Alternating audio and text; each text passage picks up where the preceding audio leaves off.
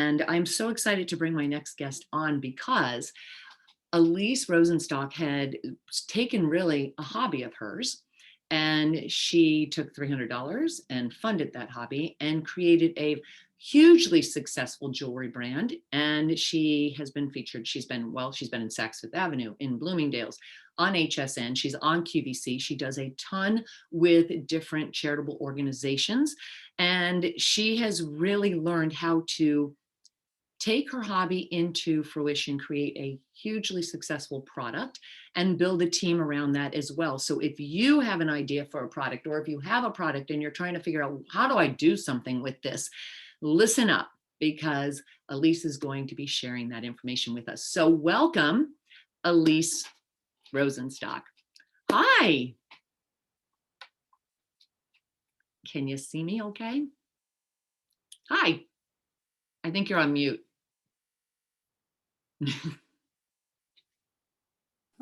There. Hey, now we can hear you. How Look are at all those you? bracelets. Oh, yeah, there's always bracelets here. Of course, you're stacking them. I love that. I'm going to move this a little bit. Hold on one second. Yeah, no problem. Okay. I'm not tech savvy. You'll hear this in my conversation. You know what? That's okay, because that's actually a great point, and we can address that as well as we go through this, because you know what? A lot of creatives aren't tech savvy at all. And so they drive themselves crazy trying to figure it all out. It was actually better the other way. Did you flip your phone? Was it better? Okay. Yeah. I'm on one of these iPads, so. Oh, yeah. Okay, so No, that's because now it's a wider, yeah, it's a. Yeah, you see? Okay, and I'm looking, I guess I should be looking, okay, that way. Okay. Are you looking up at the camera? Look up at the camera, or you can look. That's perfect right there.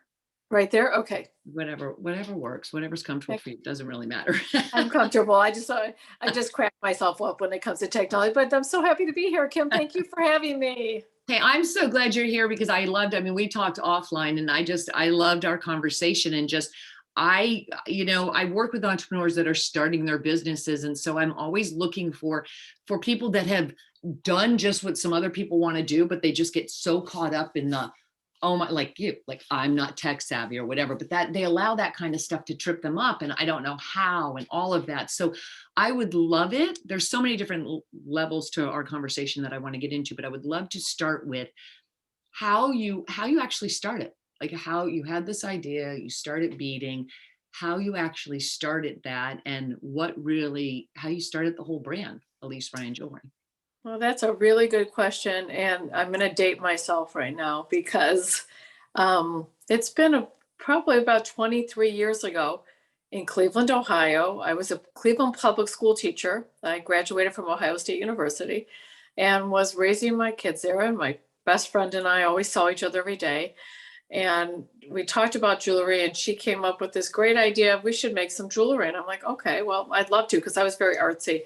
So she said, we're going to have to get some beads. We're going to have to invest in some beads. And I'm like, okay, well, how much? And she said 300, but we figured out about $300 a piece. And I'm like, oh my God.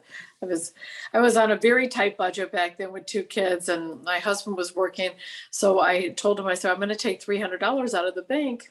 He said, for what? And I said, beads. He goes, okay, well, whatever you want to do. So we made these beautiful pieces. We had a vision, and we start wearing them. And lo and behold, people noticed the necklaces, and they were necklaces, and they wanted them. They said, can you make me one? Can you make me one of those? So literally we were making jewelry for people, and it started in our kitchen table with 5 kids running around. Oh my gosh. That's crazy. So no excuses if you have young kids running around, you're trying to get something done there. But okay. Now that brings up an interesting point, because how many pieces of jewelry can you really make, and how many people can you really service? Like, this is where I see so many people struggle. Like, I've got this thing and I'm doing it, but how do I keep up with the demand? It becomes a whole supply and demand thing without burning yourself out. That's a very, very good question. So when we start getting bigger and bigger, we were having home parties. Let's say each party had 50 people come in, and let's say 40 people bought a piece. So that means we have 40 pieces to make in the matter of a couple of days because we made promises to people. Yeah. So 40 pieces of beading, and some of them very small beads. So it takes a long time to do that. Um, we did it and stayed up all night and would bead during the day.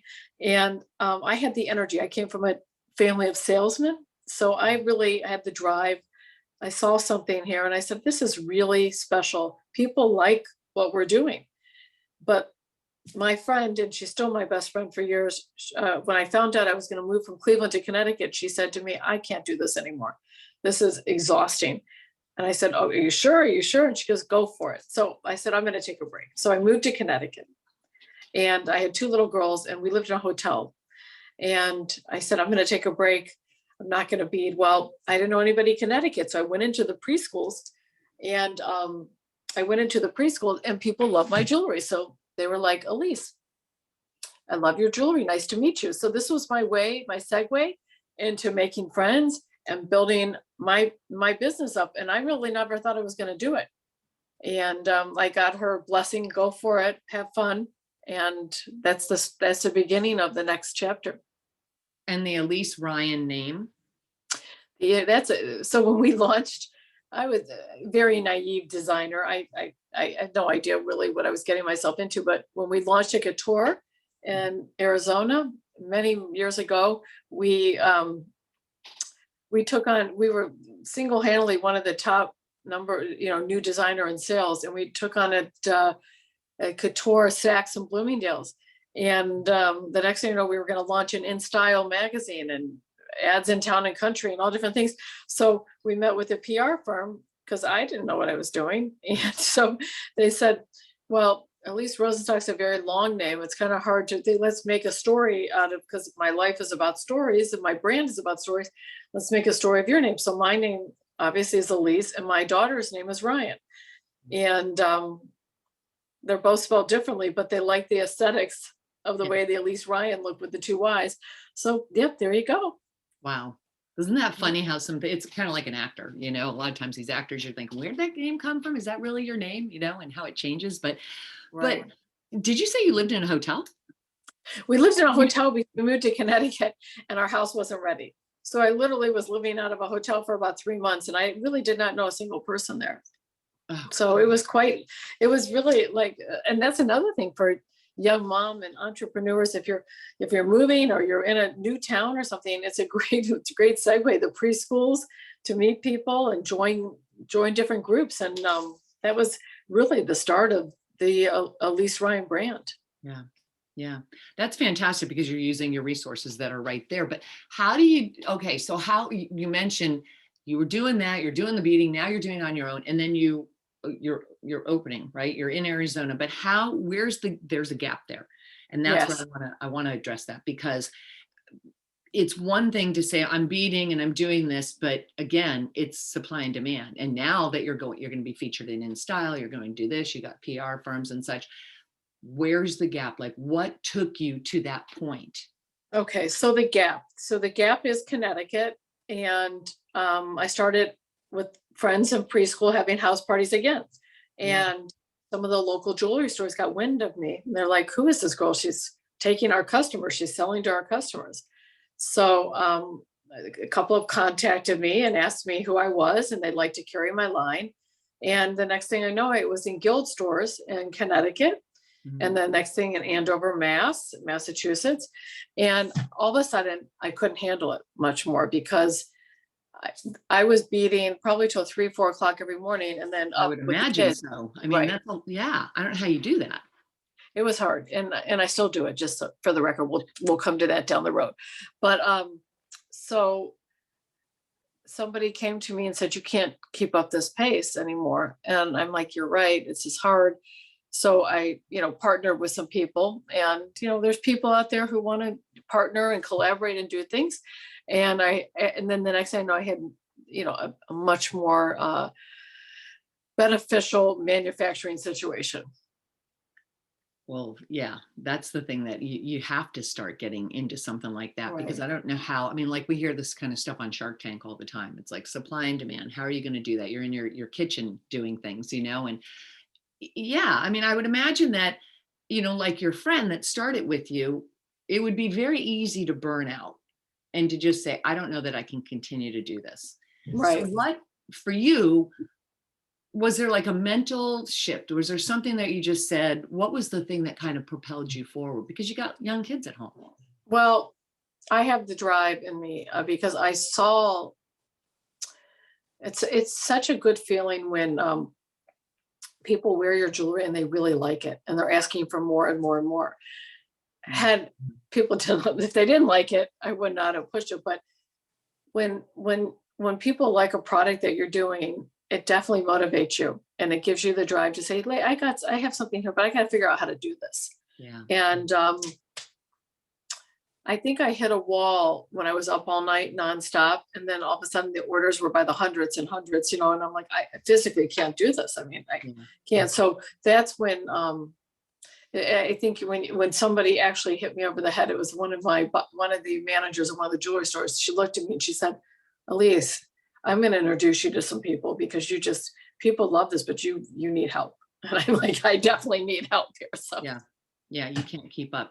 So when you do that and you start getting the help, then do you move? Is that like, do you have to get a physical location then where you're actually going to and having other people come in? Or do you say you do this? And because now you have, well, I would think for some people, it's like, okay, I'm used to doing my designs this way, and now you're getting help.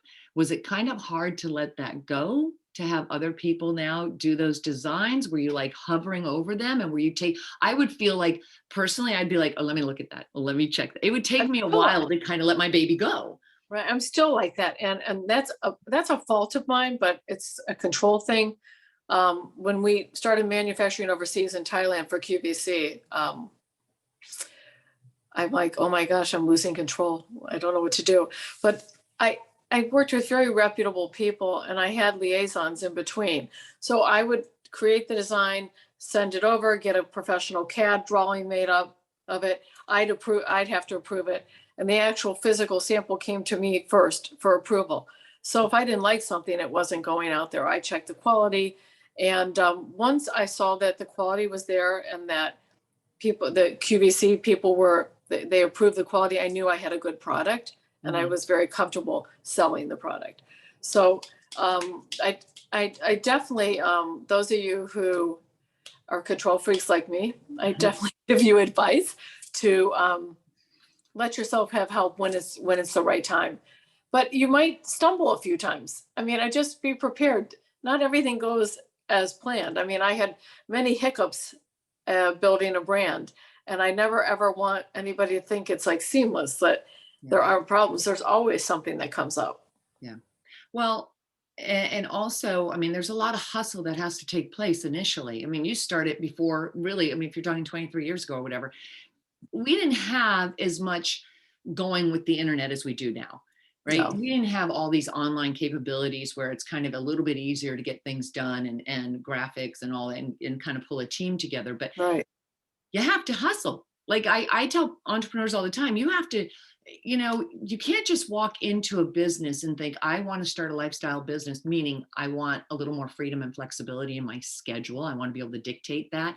And I hear I can do more of that online. Well, yes, you can, but you still have to fill your pipeline, meaning you still have to have prospects coming in. So how do you that requires effort. You do have to keep those prospects coming in. So right, I don't care if you're running ads, I don't care if you're out there networking with people on a regular basis. There's got to be a way for you to do that, but that requires effort. So for you, it's one thing to be beating. And again, a lot of times it's the creative mind that's beating, but they don't have the business sense. So right. how did you start? I know you started with the preschools and people and you got jewelry stores and such, but then you get into a different level when you're talking Saks Fifth Avenue, when you're talking Bloomingdale's, you're talking about In Style magazine. How did that come into play? Well, it came into play because when I'm thinking back to it all, because I had a good product Mhm. and because I had the right people behind me. And it took a long time to get those people, to get partners that, that were able to, they had the contacts that believed in my products. I love your product. I'd like to partner with you. And, I know the buyer at Saks, so it's a lot of luck, but it's a Yeah. lot of work. And And the truth of the matter is, when you go into stores back then, to Saks and Bloomingdale's and QVC, the buyers back, they really knew what a top product was. They knew quality was such a big issue back that you couldn't get into these stores unless you had a really good quality product. And a couture line that I had, I was up with competing with the big guys. I call myself the little guy. We were competing when I launched with, the big David Germans and Judith Ribka, who was on QVC all the time, and Lagos, and so many. So it was not easy. I mean, I was on an airplane every week flying to this Saks Fifth Avenue and this Saks Fifth Avenue, all over the country, in Bloomingdale's, doing trunk show after trunk show, meeting people and customers. And I loved every minute of it, but that was really hard. I mean, I had little kids and I was just constantly running and going. Yeah. It's kind of the grind, but it's kind of, well, the price you pay. But so there's 2 points here I'd love to address. Yeah. One, did you have a vision when you started that beating early on with your friend? Did you have a vision of, oh my gosh, we could really make this into something huge, and this is the kind I'd like to do couture line? I'd like this is the level I'd like it to be. Did you have that kind of a vision? I didn't have the vision of the couture line at that point. I had the vision that I had a great product and I was making really good money all of a sudden, that I could pay for like preschool and camp and all this stuff for my kids. And I'm like, wow, like, can you imagine if I could do this on a bigger scale? So once I started understanding that people like the product, I knew I had to bring it up to a different level, like you're saying, like a couture level. Yeah. So after I start making the money and seeing what's out there and seeing the interest in my product, I said, wow, I have the capabilities of really doing something spectacular with this line. I have a vision of what the line would be. But in the beginning, I did not. I was beading and making beaded really cute jewelry. Yeah. Well, and I think that speaks to the point that I see so many entrepreneurs kind of struggle with, and that is, especially in the early stages, and that is, you don't have to have your full vision dialed in. I always tell people, start with what you want your life to look like, because what's important to you, because your business can support that. But if you are thinking, oh my gosh, I just, I'm trying to get this, and this is where I'm going with you may not know. And that's why they always say, action creates clarity, because we start to kind of, sometimes you could go through many different iterations of your business as you're starting to grow your business. You can't. And I think that the message out there to everybody starting, like you just said, Kim, you can't, you have to start somewhere. You have to start slow in the beginning. Now, my problem always is that once I saw something, I wanted to go big, and I wanted to go big and big. But it's one day at a time with this. And you have to, it's so different nowadays. I admire the young people that are starting businesses, because we didn't have the technology, I mean, we had to get on airplanes, get in cars, drive to Saks Fifth Avenue headquarters in New York, drive to Bloomingdale's, go meet with buyers. We went to, but there was positivity in that as well, because you actually met with people. And but the technology that everybody has, the instant gratification, and look at us right now. I mean, look what we're doing here. It's crazy. Yeah. And so what I think is that, and I talk to young designers all the time and mentor them. You have the world right here. I mean, really, you get to do anything you want on this device. True. You have meetings, you have Zooms, you post things. Your whole life is an open book. So, I mean, I feel that they're at such an advantage. They can work at home with their kids. You can, so when a young mom tells me they're challenged, yes, it is very challenging. I understand that. I'm watching my daughters go through it right now. They're 26 and 28. I understand that. But at least you can, at nighttime, at bedtime, after, when you put your kids to bed, you can turn on and you can work and you can do things where years ago we couldn't. Right. We couldn't do that. The phones were off, 8 o'clock, you couldn't get a hold of your buyer. Yeah.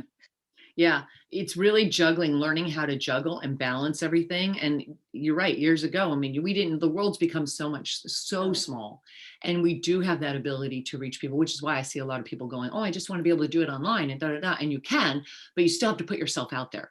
And I think that was the other point that I wanted to address was that yes, you were doing the beating. Yes, you're creative, and yes, you get a PR agency and such to help. You still had to be there. Like you had to be in order. It doesn't just happen because you were saying when I finally got into Saks and these places, or even QVC, that doesn't happen unless you're showing up. Like that You're doesn't right. happen unless you're visible. That people want to meet the brand, they want to meet the designer. It's so interesting you say that because even to this day with social media, and we do the analytics of all the posts, which it has to be spelled out for me. The most engagement, the most engagement that I get is when I'm live or when I'm a picture of me is selling the product. But the positivity that came out of it from years ago is that I met almost every one of my customers individually. So we would have, that's something different than this day and age. Most of it's virtual. And .com and all this. See, I'm probably saying the wrong terms here, but anyways, You're not. there's something to be said about having relationships. And what happened over COVID was interesting because I went backwards to a lot of my customers. I had the time to go and talk to them and FaceTime with them and ask what they're looking for. And that's, I think, a lot what this generation doesn't have is that one-on-one conversation with people, have coffee, lunch. We used to do those things. We actually physically met with human beings. Yeah, those lunches and such, the lunch appointments and things like that. And it is quite different now. But I think you're right, over COVID, I think what it did show us is that people are craving that connection. And that connection is so important because I saw so many like virtual happy hours pop up, or Yes. just, coffee clutch hours, right? And it was virtual because people did want that connection. And I think what's coming out of that is that more and more people are starting to realize how important that is. That's why I think Clubhouse took off so quickly, that the app Clubhouse, where people are on there and they're just talking and such, but because people were starved for that. It's very hard to just be on your own. And so often entrepreneurs, when they start, it's like, oh my gosh, I'm so tired of being in an office, or I'm so tired. This is what I say all the time. I don't want to be going in there. I want to be at home with my kids. I want to have some time, be there. Right. And Tony Robbins writes about this in, I think his book was The Awaken the Giant Within. And it was like, when those shackles drop off of you, it's kind of like, oh my gosh, I'm stepping away from this now. I'm opening my mind to something bigger. I'm looking at the possibilities. But then what happens is you don't know where to go with it, because it's like, oh my gosh, you start looking at all sorts of things. And for you, what really, I think, worked well for you is that you focused on one area of your business. And it was like, I'm going to grow this rather than trying to get into so many other product lines, maybe. Right. Well, and there were times I thought about it, and we tested some other product lines, but I think that's another good point, Kim, is to stay with what you're good at and what you have down. Not to say don't try things down the road, but yeah, definitely. If it's working for you, why would you change it? It's almost like you want to perfect it. It doesn't mean you can't, go into different locations. Like, did you went Saks, you're in Bloomingdale's, I think you were in Lord and Taylor. How did you get into QVC? Okay, so this is a good time to segue into this. When I was in Saks and Bloomingdale's, now this is many moons ago, we had some meetings at QVC, and it's very interesting. QVC back then, QVC is such a giant, and they wanted the ElyseRyan brand QVC, but Saks wanted, if I remember correctly, Saks wanted to keep it ElyseRyan. They wanted me to be a different my Elise Rosenstock on QVC. The branding was very different back then. Just because they wanted it as to look like two separate companies? Or not? Yeah, I think yes. It was a different product. They wanted, Saks considers themselves a much higher, Right. retailer brand, but now everybody's the same. So it Right. Yeah. doesn't matter. Everything's True. the same. So we kind of toyed back and forth with that for a long time. And eventually we came to terms that it's going to be ElyseRyan. Yeah. We did that. And they love the line. And that jumps into something very important about ElyseRyan is when I was in the meeting with the buyers, I'll never forget this. They said, we love your brand and we cannot wait to put it on the air. And I said, that's great, but I have a huge favor. And they said, what's your favor? And I pulled out from my pocket a little necklace that was pink and yellow, and it was sterling silver and pink and yellow crystals. And I said, I have this necklace and it's very meaningful to me. There's a little girl in town here in Westchester, Pennsylvania, who is struggling with neuroblastoma. And her name is Alex Scott, and she started the Alex's lemonade stands all over the country to raise money for pediatric cancer. Many of you will remember that little girl. She became very famous. And I was called and I met her and we designed the pink and yellow lemonade necklace. And I said to her, what do you want me to do with this necklace? And she goes, I want you to make it as big as you can so you can raise money for children so they don't have to suffer from cancer. Well, okay. Wow. Yeah. Life-changing moment. And when I brought that necklace out at QVC, they obviously knew about her because it's from Westchester, Pennsylvania, where QVC is located. And they said, we're on it. And it changed. That was I don't want to say I didn't do charitable things that changed my life, but this thing was like a powerhouse. I did a lot of things before that, but this, I had a platform, QVC, a huge platform. Right.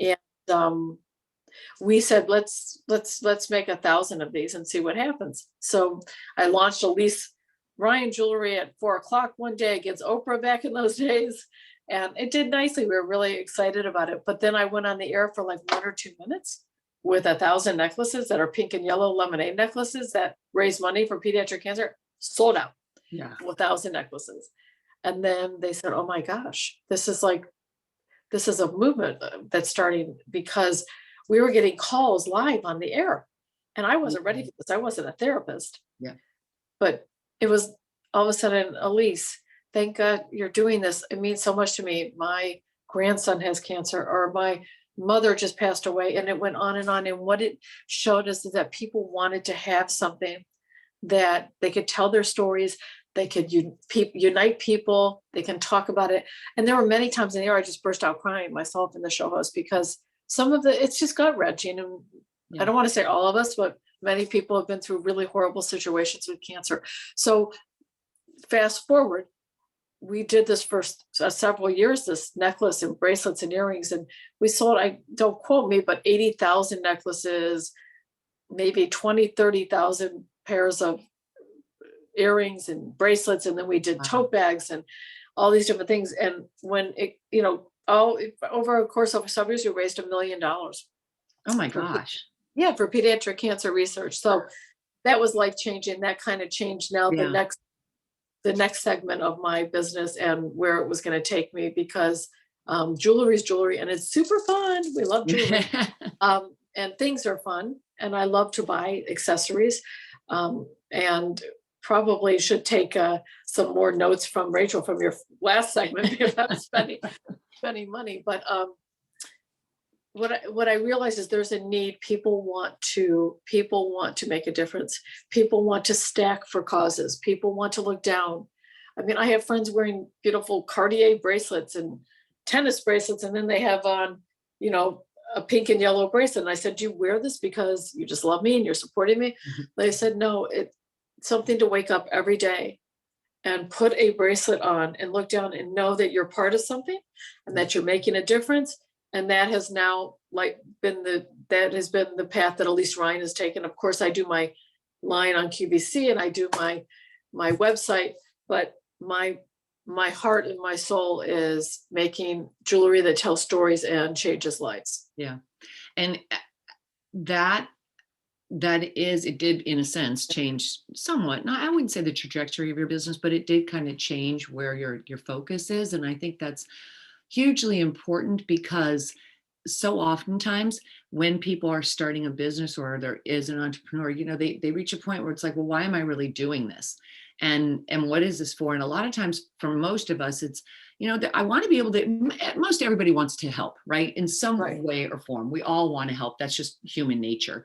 And doing that, it's like you're appealing obviously to the emotional side of people. And Right. it's, what better way though, if you think about this, if you didn't take that leap of faith and start the brand, if you had said, I don't have the bandwidth mentally to do this, or physically, I'm done. I've done it. I've done for the schools. I've done it for some friends. I'm done. But could you imagine, like, if you stayed smaller like that, you wouldn't have been able to do this and affect that Right. change and be able to raise that kind of money. And this is why I think it's so important for people to realize that, look, we all have a gift inside of us. I don't know what that gift is. For everybody it's different, right? But there's some kind of calling. And I think for so many of us, it's like our soul whispers to us, but I don't think we're willing to listen. It's like we're out of fear, whatever it is. It's like, oh, I don't know how, or, we trip ourselves up. And if we're just willing to kind of lean into that, lean into the fear, lean into the, I have no idea, and trust, and just take, like you did, let me just take action and kind of follow the process and focus on what I'm doing. If you start to do that, all of a sudden, man, there's so many different things that can start to Right. change, not only for you as a brand, an individual as a brand, but how you can affect that change in the world. Because I think so often people go, well, I want to make a positive impact, but they have no idea how or what. You didn't know. Like when you started, it wasn't like, oh, I want to do this. But then again, you're visible. That's what's so important. You're showing up. And when you show up, like, would you have had that opportunity with QVC? Would you have had that opportunity to create that necklace? I don't. I appreciate them so much because they gave me that platform, and it um, it really changed me as a person. And those of you out there that have a product-based business, and more so that any business that you have, and if you are passionate about something that, I don't know if it's a cause or whatever, something that's passionate that you can incorporate into your business, that would be able to tell people why you're passionate about it. It does make a difference. People want to connect with brands and businesses that do good, or that have the same mindset.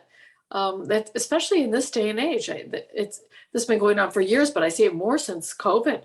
Don't you? Yeah. Do you see? Oh, 100%. 100%. And you don't have to have, you don't have to have a nonprofit, your own nonprofit. No. Like you said, you can partner. There's so many different organizations out there. And so it's what speaks to you, what aligns maybe with you and your values as well. And what I'm speaks, doing, and right now I'm partnered with Stand Up to Cancer. It's a right. national, organization.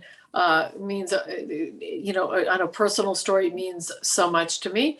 And then also Connecticut Cancer Foundation, a little powerhouse, I call. They do so many amazing things. But I've worked with, causes that people have so much going on in their lives. There's so much juvenile diabetes. I mean, worked with juvenile diabetes and Easter seals. So, it's something for me in my life's work, that this is my life's work. Everybody eventually figures out, hopefully, what they were put on this planet for, hopefully. And I said, I will do this till I can't do it anymore. That's, I definitely, and again, just to talk to, I mean, I'm still up till 2, 3 in the morning doing the designs and Yeah. custom things, because I enjoy it. And it's like, again, like I said, until I can't or physically can't do it, I'll do it, because it's exciting when you can wake up every day. And I get up at my age, like between 4 and 5 a.m. I'm one of those people. But Yeah. when you can look forward to the day, and in your head, your brain starts turning at 4 or 5, what's today going to be like? What's going to happen in my life today? How am I going to change things today? What am I going to do that's going to make a difference for somebody else or in my business? That's, I know I'm in it for still a long time. That's what it's been like for me. And yes, don't get me wrong. Of course, I told you earlier, there were bumps. There were a few, when I was younger, and I had some bumps in the road, and there were definitely bumps. I would say to myself, why am I doing this? Why am I doing this to myself? But there was more good than negative. And I always say to everybody, tomorrow's another day. Give Mm. yourself another day and another day and another day and see how you feel. And if it isn't right for you, then that's one thing. But if it feels good, then go for it. Yeah, if it feels good, then go for it. Absolutely, because it's like, you're talking about the passion part of it. It's enjoyable, there's a passion. It doesn't mean that it doesn't come without hard work. It doesn't mean that there's not those late nights or those times where Right. you're going through it.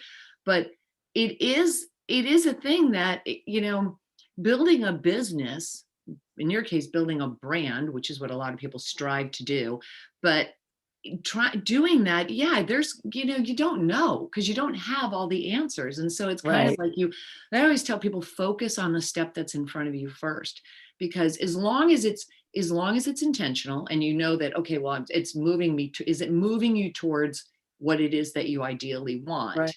And is it providing value? Not only for you, but is it providing value for others, and are you getting that feedback, that positive feedback? Because I think you do need to have, like you said, people loved your designs. I Right. think you need to have that positive feedback, because like for me, it's like, is it working for my clients? Like what I'm teaching them, is it working? And if it's working for them, yeah, that's going to motivate me to get up in the morning because I know I'm affecting change in somebody else. Right. And, Yes, totally. You're absolutely right. but you have to look for that feedback. Right. Like if you don't look for that feedback, and I think it's so easy to get caught up in, I got to do this, this, this, and this. I got to get, like, so many people come online. I have to be on social media. I have to be here. I have to do that. I have to get a landing page. I have to get an offer. And it's like, like, Right. what do you, at some point you kind of go, I can't do this anymore. Right. You And just have to take it, be not so hard on yourself. Like, and I'm guilty of it. Don't get me wrong, but I've definitely taken some step backs and not, and I don't, I do you feel the same way, Kim? Like that to not at the stage of the game, like give yourself some TLC and not be so hard on yourself? I think I was early on, and listen, I have a coach. I'm a business coach. I have a coach, right? I own a production company, and I still have somebody that, because I think we need mentors. I think it's important because you need somebody to go help, right? And she'll say, oh man, just let it go. And because there are times like, that I feel like I can still get hard on myself, but I'm far better than I used to be. And I think it was an internal thing. It was kind of like, well, I really want this to be perfect. If I'm putting it out there, I want it to be right. If I'm designing an event, because you take pride in that. And so I think that was a little bit of the control issue too, which we touched on a little bit. And I kind of want to go into that again. Yeah. I think that's really hard to kind of, It is. you have to, if you want to build a business and a brand, you have to learn how to delegate. Because if you can't let go of that control and you can't delegate, man, you're not going to grow. You just, Right. because physically you don't have the ability to. And I also learned that, that perfectionism kills productivity. It doesn't have to be people will forgive you. Like if I, put something out there, like I'll do an Instagram live and I'll be like, oh my God, my glasses were Yeah. falling off. I was on my live, those like stupid things. But if the content's good that follows that up and it's helping Right. somebody, Right. do it. Because if I didn't do it, I'd be playing small. That's right. You're right. And you bring up Instagram Live. I get pushed to do that all the time. I'm like, wait, I'll just do a video. No, do live. I'm like, I sometimes I'm like this, literally, in Yeah. an Instagram Live. I don't know what I'm doing, but I'm getting more comfortable with it. I wasn't at my age. My kids, a couple of them, I went on, and my daughter's like, Mom, what are you doing? Like, you just be you. I said, well, I thought I had to be like this. And I thought it'd be like, no, just be who you are. So, yeah, I agree. You got to give it up. You got to get help if you want to grow a business. Start, but you're going to work your, what off the first year or two, and then you got to start hiring part-time people to help you, and then as it grows, you keep hiring more into a full-time job. And that's the only possible way to for me mentally is to keep growing, Yeah. is have good people, surround yourself with good people who make you better. That's key. You want to surround yourself with people that Right. make you better. And because we can't handle everything. We can't, I No. mean, we like to think we can. Like I used to think, well, I can do this. And sometimes it was like, oh, by the time I send that off to him and I show them what to do, I could have already done it, right? So for a long Right. time, I would take things back because I'd be like, I can do it faster, and then I'd be like, you know, if I don't take some steps back here and start to relinquish this control and teach people, and that's where for me it was like what you were saying, you would have a design, then you would send it off to Thailand, you would have the CAD drawing in place. If you don't have those systems in place, it's going to be really hard to grow. And you Right. can't grow a brand. You can't grow, I don't even think you can't grow as a person into what you're truly meant to do. Doesn't mean that you have to have a team of, hundreds of people. You could just have a virtual team, like my team's virtual. So and I have, for my production company, everybody's independent contractors. I don't have employees. They're all independent contractors because I chose to run it that way. I didn't Right. want to house all the decor. I didn't want to house all the AV equipment. So I chose to set it up a different way like that. But you have to figure out what works for you. Now, for some people, they want all that. And okay, that's all right. I didn't want the overhead. Didn't work for me. So you have to kind of know what works for you and what your sweet spot is and what, Right. really doesn't seem to really apply to you. But I think that when you're looking at the business and looking at how can I actually grow this, you have to have, like I tell people all the time, you kind of have to have a system. Like you have to know, this is what I do. Like for you, this is how we put the bracelets together. It's like how restaurants operate. You can't serve food unless you know how much food do we need to order? What are the dishes that we're making? What's the price point? Like you have to have that structure in place because it's the only way you can start to Right. grow. You're right. And it's also knowing how, like in my business, it's, we get an order for 1,000 bracelets. We have to understand how many beads need to be ordered, the quality of the beads, what it's going to be strung on. There's a lot of moving parts with this. And so, and quality is very important to me. So I am a control freak on that because I had a very, and this is just something to share with some of you. I had a situation once where I'm scarred from it, but someone wanted me to get into plated beaded jewelry, and like gold plated, silver plated, Oh, okay. and Yeah. and probably like in a $30 price range retail. And I said, oh, I'll try it, but it's really not the quality. But again, I knew in the back of my head, why am I getting myself into this? Because some of it tarnished. And, Um, and and here I have all my friends buying the stuff and customers. I'm like, ugh. oh, So yeah. what I did, because this is my reputation, I said, I called them all. I said, I'm really unhappy with this product. Disappointed. Please send them back, and we're going to replace it all for free with 14 karat gold. So I Wow. got, yeah, it was a big deal because I don't, that's what I'm trying to tell you guys. It's trial, it's error, things happen. Yeah. And the reason why I feel like people trust my brand is that something happens like that.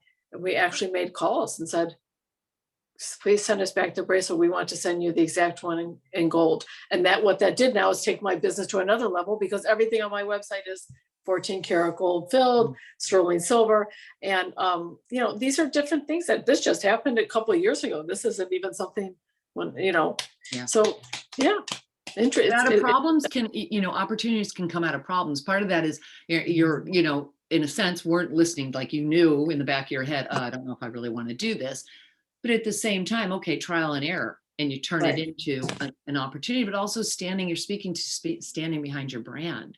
Like right, in today's world, there's so many, well, there's so many people that are coming out now as, coaches or consultants or whatever, and then right, and pushing out information. Like you can open it online and see stuff all the time, information that's out and out, but people aren't yeah, standing behind it, and right, right, I look at that, and what I've noticed in my own business is like, yeah, I have a course, but the live component is the thing that really helps people because it's me and it's helping them and it's in a sense, it's like you being the face of your brand, it's standing behind it. And I right, think people need that. Plus they want that connectivity, which I right. think is so important. I have bought programs, I have bought products before. I bought products, and I was telling Rachel this, I've bought products that I don't even touch. And they sit Right. here and I go, why did I bother spending Why money? do we do that? Why? Tell me. you know, because I think we get caught up in the, listen, it's a good sales pitch, you know, Right. is it that, wow, you really need this? And is somebody really that good at selling it to us? Or is it just that, you know, we're intrigued by it, or we think that it's going to, I don't know, maybe fill a void or give us something that maybe we don't have. Or we support some of people that are starting entrepreneurs, which I love to do. So Yeah, that's true. And I've done that too as well, where it's like, oh, okay, you know, I am happy to support that. But I bought some other ones from, you know, so-called heavy hitters in the industry or people that are gurus. And I'm like, never even going to look at this, because the support, I'll tell you why. There was no follow-up. It was like, here's my program. And then nothing. It was right. like no emails, no follow-up. And I think that's important, because when you deliver a product to somebody, when you sell something, it's having that personal touch. It's following up with them and just saying, you know, checking in, especially when you're just starting out. Totally. How's everything going Totally. for you? We just started, one of the dreams I had all these years was so almost like a subscription box, but jewelry club. And it just didn't have the time when we launched it 3 months ago. It took many years to Was that just wrap. 3 months ago that you launched that? Yeah, it's called the Jewelry Club Chic and the Right. VIP. And it's a $49 a month. You get a beautiful, like, a gemstone bracelet. And you can sign up for however many months you want. And there's a VIP one, which is 99. It's more like the big artsy fun Right. bracelet. But I wanted to do it because I felt like there's so much out there and a lot of junky stuff, but I'm not putting it down. I'm just saying, but I wanted to be able to offer people buy bracelets all the time. So something, that you can get every month, a present for yourself, something to make you feel happy, feel good to the touch, something that's, just fun. And if it wasn't that bracelet of your color that month, you could always gift it. Or you can also gift the program to somebody else. But the reason I'm bringing this up is back to your point. The initial people that joined the club in September, I call them the founding members. I have followed up with them, posted about them, their excitement of their bracelet. And, I want them to feel, because it's very true. I want them to feel a part of things. I want to hear what they have to say. I want to hear what colors they're interested in, what they envision they'd love to see for spring. So that is key also. And Kim, it's such a good point, because whatever your product is, I don't care if you're selling, I'm looking for around. I don't have anything here, but I don't care. Whatever you're selling. Pens. You're selling a pen. Yeah, a pen. You're selling. There you go. Here's a pen. If you're selling a pen, you definitely want to be able. If you can't obviously contact every customer you have, but if you want to send some kind of email follow up, or just something to say, how are you liking your pen? What can we do? What colors would you like to see? People want to get involved. They have an opinion. And I love it. That's my favorite part. Yeah. That's huge, because that leads to I think it leads to it can lead to a very successful company, because you're involving your clients in the actual process of creating the product. And in a sense, you can even ask them for their input and create a whole nother product that serves them. And this is how Vans, if you're familiar with Vans Shoe Company, Yes. and I watched a documentary and met the son, actually, of the Paul Van Doren, who started that. And why they got into the skate industry and why they really just blew up was because they talked to these skaters and they asked them, what kind of shoe do you want? What's working for you? What's not? And they had them get involved in the design. Not only that, but they really got to understand what people wanted. And so they would bring these shoes out and let people have them, right? So they would do some giveaways at trade shows or such, or basically it was at these, these skater parties, demonstrations. And they noticed that people were coloring on them and doing, like in school, doing the checkerboard pattern. Oh, they could do yeah. a board in class. That launched a whole new shoe for them. And I did not know that. Oh, it was fast. It's a documentary that's out there. It's called something about pigeons. Never settle for pigeons or something like that. But then there's an interesting story behind that. But it's a great documentary if you get a chance to watch it. And it's the story Absolutely. about Vans. That sounds great. All about customer service. But they built their brand by asking other people for the input. what do you want to see? What's working, what's not? And if it wasn't working, they brought them in to actually help them create that. And so they have, because I do, with the production company film festivals, we do a lot of red carpet events. And so we did the launch and a party for this documentary and for a film festival. And they thought only a couple of these pro skaters were going to show up and stand on the red carpet and pat their backs. Had a huge demo with a giant skateboard ramp. Every major skater that people would know, like Tony Hawk and such, that they came out and they were all there because they wanted to show their support for this company. Why? Because the company supported them in the early years by bringing them in and asking their opinion. Nice. So I love that you do that. Totally. And that, you're right. Like even like starting with a membership site and saying, okay, what can we do here? But when you start asking other people, your customers and clients, for their input, people love to give their opinion. Right. And maybe sometimes we don't want to always hear it, but people love to give their opinion. Yeah. You have to be open to constructive criticism too. Yeah. Not always easy to do. How did you, now that you've got this going, you've got the membership site and you've got, things going well and dialed in. How did you start though how did you build that team? The team of people that are working? Yeah. Well, there's a lot of moving parts here. There's the team that I built a team. Once I told you that someone hit me over the head and said, you need help. So I was introduced to some people in New York who have manufacturing capabilities. So I went and visited the manufacturing, built some partnerships there. And I knew that I had a very reputable company that was able to manufacture overseas. So that was one thing. Then I had a team that was in the East Coast, that they were the ones that traveled to Thailand to oversee the production. They were, I had the middleman because I really at that point wasn't willing to leave my kids and go overseas a lot.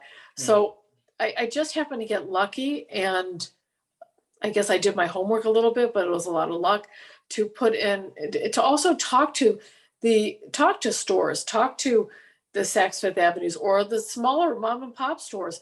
Who do you recommend? Who do you like working with? Who's easy to deal with? So I did that. And, and I got a lot of input also from QVC. What manufacturers you like? Who delivers on time? Who has the least issues with quality issues? Mm-hmm. So I tend to talk a lot to other people and I get their input. Again, involving other people, because I was kind of a needle in a haystack. I'm like, mm-hmm. I don't know what I'm doing.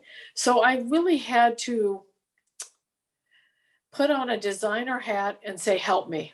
Mm. Help me. Tell me who you use. Tell me what you think.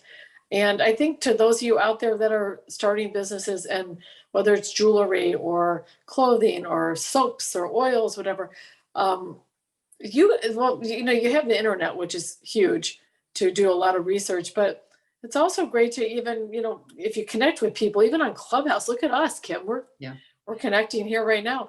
If you get on some of these clubhouses and connect with people that are in the industry, which is to me a great help. I've met some incredible people on Clubhouse that's been life-changing for my business. But ask people, get their opinions, and let them guide you as well. I think that's important. And people are willing to help, but you have to ask the questions. You have to be willing to ask the question. And you might have to ask. I am, persistent. You just can't shy away when someone doesn't respond to you. Most people do, but you will run into people that don't, and don't let that discourage you. Keep at it, be persistent, or go find somebody else. Well, and also don't take it personally, because we don't know what's going on in their life. Absolutely. We don't know what's happening and why, something might not work, or they might have missed it, or whatever it may be. I mean, I've had that so many times, and especially putting together events or putting together summits and such. And it's like, things happen. And so you have to learn that you can't take it personal, because for a while I was like, what the heck's going on, blah, blah, blah. But it's not always that. And so it is being willing to ask the questions and ask for support. I, for a long time, was like, oh, I can do it myself. And also, it wasn't so much, part of it was a control thing and being, oh, I got to get this done just right. But the other part of it is that I didn't want to be a bother for someone else, which is Mm, more of a, a value thing, I think. yeah, well, because I remember, yes, that's interesting because I remember days where I would call a buyer, didn't hear back, call a buyer, didn't hear back, call, and I'm like, oh my God, I'm the most annoying person. I am so annoying. They were going to hate me. But I learned down the road, yeah, I probably was annoying, but I can't get to where I am if you're not persistent and a little bit annoying. I don't want to say hound them and drive them crazy, but I'm, Yeah. and But we're it that. worked and you built a fantastic brand, and look what you're Thank doing and you. what I'm you've very done happy. for all these different charitable organizations. I mean, that's so huge, so huge. So I'm so grateful that you were able to join me today and be here, and that we connected on Clubhouse, and that you were able to be here and walk people through this whole process, because I know there are a lot of people that have, especially women, that my one of my cousins is one that has an idea for a business and just is so playing small still and just can't seem to see the bigger picture. And it's like there's so many opportunities out there, but there's just steps. There are steps. You have to focus on the step at hand. So I truly appreciate you being here and sharing Oh, your insight, your information, that what it took for you. I also know that you have a great gift for our audience here, and that is 20% off if they go to your website. And Carrie Lynn's putting that actually in the chat, oh, good. that they can get 20% off anything, but not the charitable items. They're Yeah, that, and yeah. So, and if you, and I think we're also offering a free golden onyx bracelet as well, yes, with a purchase over $100. yep, correct. So yeah, definitely. So for 20% off, I would grab it because right now we have the most incredible stacks of bracelets. Yeah. A lot of opportunities there. And it's the only thing it's not off is the charity and the jewelry club. And otherwise, everything else on the site, I would go and check it out. And if you have any questions, please send me a message. We'll be happy to answer. And also, we do tons of custom work. But I just want to give a little thank you to you, Kim. What you're doing is amazing. You are a true talent. And how blessed I am to be here today to Yeah. speak to you. I mean, really, through Clubhouse, we met, and I've heard so many. And I was in a different room earlier today. I do a lot of moderating, and I've heard so many wonderful things about you. So Thank this is just you. the start of a friendship for us, and I can't wait to share this with all my customers and my friends. And I just, just a shout out to you. Thank you. I really appreciate that. I do. Anytime I can help other people figure out, okay, how can I do this and take that idea to fruition? Man, I love doing that. So I appreciate those words. I really do. And I so appreciate you being here and sharing your info. So yes, Oh, to our new friendship. Thank you.